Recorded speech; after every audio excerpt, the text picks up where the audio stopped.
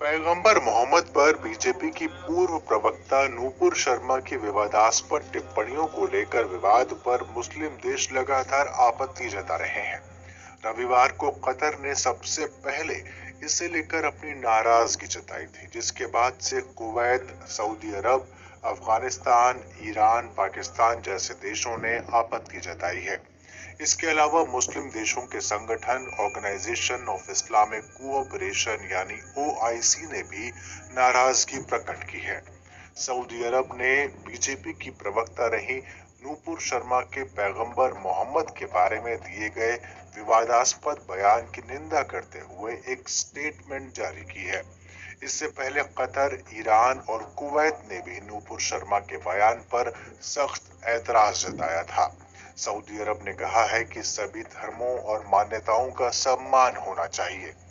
देश के विदेश मंत्रालय ने अपने बयान में कहा है कि बीजेपी प्रवक्ता के बयान से पैगंबर मोहम्मद का अपमान हुआ है।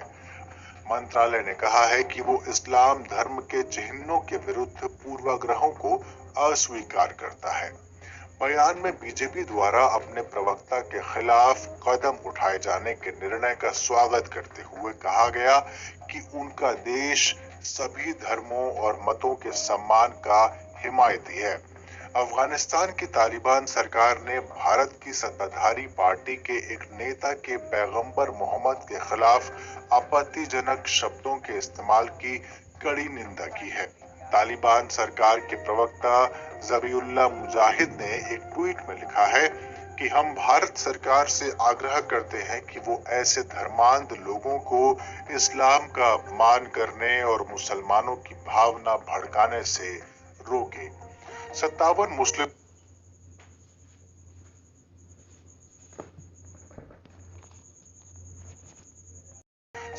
मुस्लिम देशों के संगठन ऑर्गेनाइजेशन ऑफ इस्लामिक कोऑपरेशन यानी ओआईसी ने पैगंबर के खिलाफ बयानों के मामले पर आपत्ति जताई है।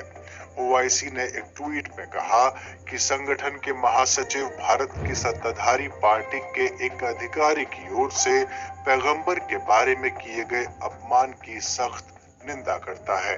ओआईसी ने संयुक्त राष्ट्र से आग्रह किया है कि वो भारत में मुसलमानों को निशाना बनाए जाने को लेकर समुचित कदम उठाए।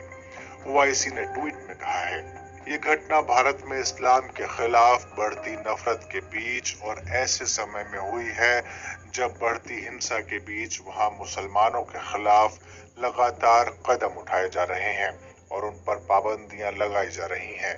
जैसे भारत के कई राज्यों में हिजाब पर रोक लगाई जा रही है और मुसलमानों की संपत्तियों को तोड़ा जा रहा है।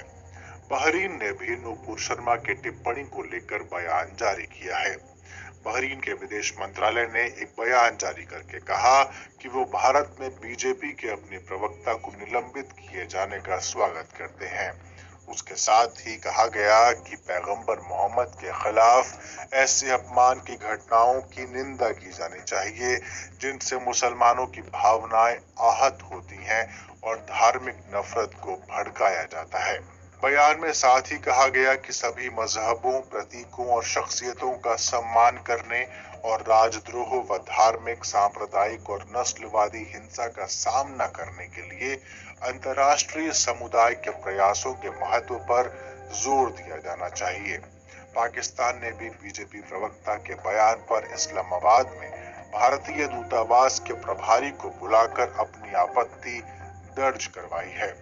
पाकिस्तानी विदेश मंत्रालय ने ट्विटर पर लिखा, पाकिस्तान ने भारतीय जनता पार्टी के 2 वरिष्ठ नेताओं के बयान पर इस्लामाबाद में मौजूद भारतीय दूतावास के प्रमुख को बुलाकर अपनी आपत्ति दर्ज की है।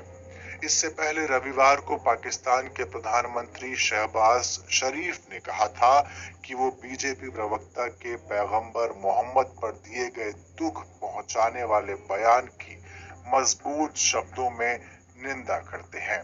शरीफ ने लिखा, मैंने बार बार कहा है कि मोदी के राज में भारत मुसलमानों की मजहबी आजादी पर चोट कर रहा है।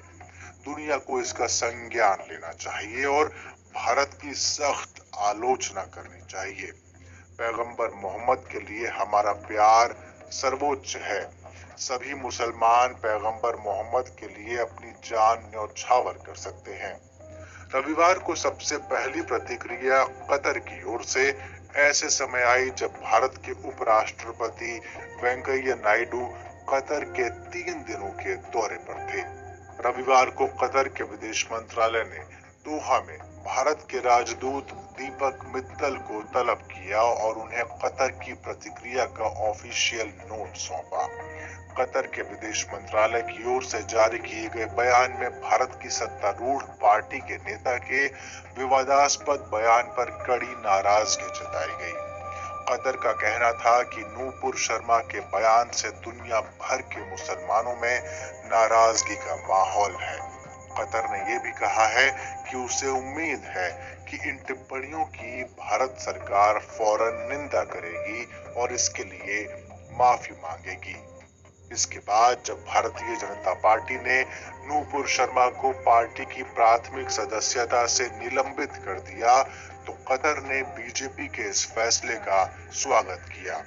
वहीं कुवैत के विदेश मंत्रालय ने भी भारतीय राजदूत सीबी जॉर्ज को तलब किया और आधिकारिक विरोध पत्र सौंपा।